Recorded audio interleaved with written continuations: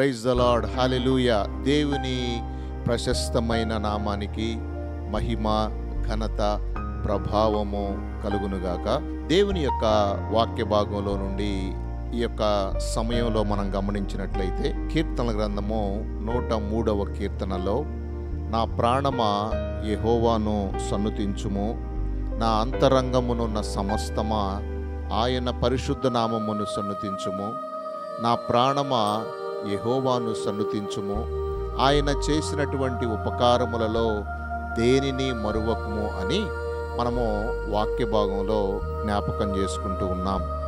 మనము గమనించినట్లయితే మన ప్రాణము చాలాసార్లు బలహీనమైపోయినట్లుగా, సొమ్మసిల్లినట్లుగా, అలసిపోయినట్లుగా, క్షీణించినట్లుగా ఉన్నటువంటి పరిస్థితులను మనము జ్ఞాపకం చేసుకోవచ్చు. నా ప్రియ సహోదరి సహోదరులారా, మనము చాలాసార్లు దేవునిని స్తుతింపబద్ధులమై ఉన్నట్లుగా మనము వాక్య భాగంలో జ్ఞాపకం చేసుకోవచ్చు. ఎంతోమంది భక్తులు దేవునిని స్తుతించి, దేవునిని ఆరాధించి, దేవునిని మహిమపరచి, దేవుని యొక్క ప్రసన్నతను వారు పొందుకున్నట్లుగా మనము చూస్తూ ఉన్నాం.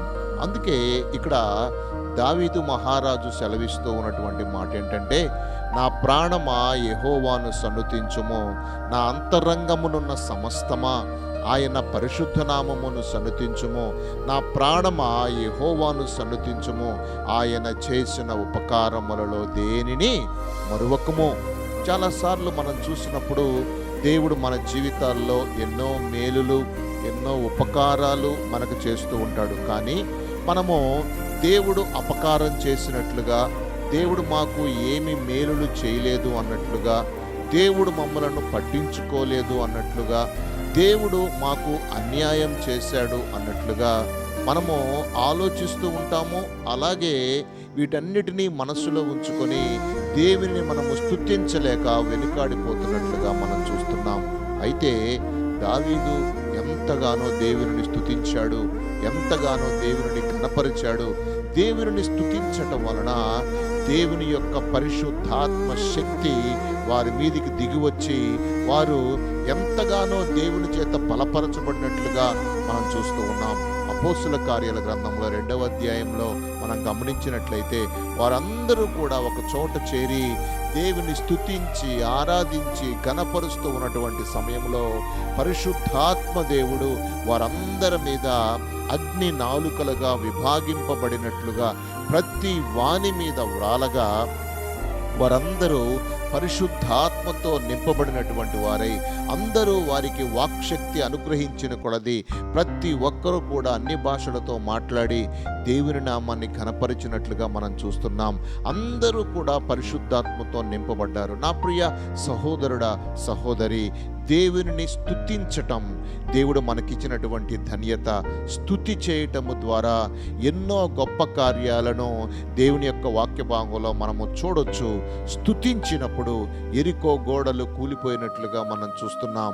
స్తుతించినప్పుడు దేవుని యొక్క ప్రసన్నత, దేవుని యొక్క మహిమ, దేవుని యొక్క మహిమ ప్రభావము మానవుల మీదకి వచ్చినట్లుగా మనం చూస్తూ ఉన్నాం. కాబట్టి మేలు చేసేటటువంటి దేవుని నీవు కలిగి ఉన్నాం. కాబట్టి బలహీనమైపోవాకు, లేదా దిగజారిపోవాకు, లేదా రకరకాలైనటువంటి నెగిటివ్ ఆలోచనలన్నీ కూడా నీ మనసులో నుంచి తీసివేసి దేవుని సంపూర్తిగా స్తుతించటానికి నీవు ఇష్టపడ్డప్పుడు, దేవుని సన్నిధికి వెళ్ళడానికి నీవు ఇష్టపడ్డప్పుడు, దేవుని స్తుతించటానికి ఇష్టపడ్డప్పుడు తప్పక దేవుడు నీ జీవితంలో నూరంతల మేలులు నీకు చేసి నిన్ను ఒక ఉన్నతమైనటువంటి స్థితిలోకి తీసుకుని వెళ్ళటానికి సమర్థుడైనటువంటి దేవుడుగా కనబడుతున్నాడు.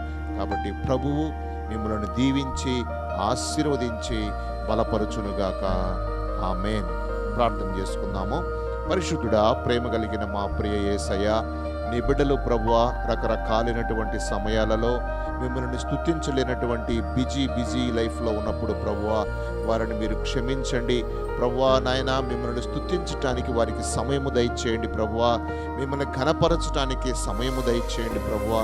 ప్రతి ఆదివారము నీ సన్నిధికి వెళ్ళి మిమ్మల్ని ఘనపరిచి స్తుతించి ఆరాధించి మిమ్మల్ని మహిమపరిచే బిడ్డలుగా నా తండ్రి మీ బిడ్డలను బలపరిచి దీవించి ఆశీర్వదించమని ఈ యొక్క సమయపు దీవెనలు మీ బిడ్డలందరి మీద మెండుగా మీరు కృమ్మరించి మీ నామానికి మహిమ ఘనత ప్రభావము తెచ్చుకుంటారు అని నమ్ముచూ యేసు క్రీస్తు నామాన ప్రార్థించి వేడుకొనుచున్నాను పరమ తండ్రి.